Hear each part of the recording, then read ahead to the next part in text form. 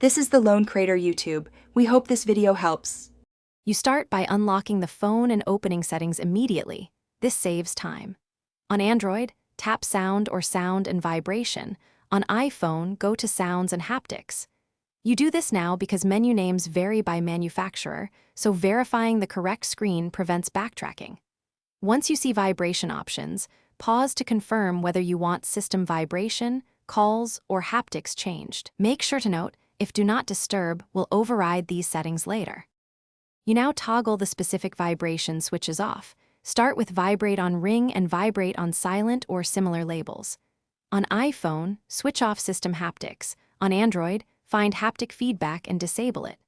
Once done, open notifications for key apps and disable vibration per app, because apps can override global settings. Make sure to test with a call or message alert to confirm. If your phone has advanced sound profiles, verify each profile separately so nothing is missed. You finish by testing. Ask someone to call or send a message while observing whether the device vibrates. If you still feel vibration, restart the phone. Many changes need a reboot to apply fully. If vibration persists after reboot, return to settings and reset notification or sound settings rather than a full factory reset.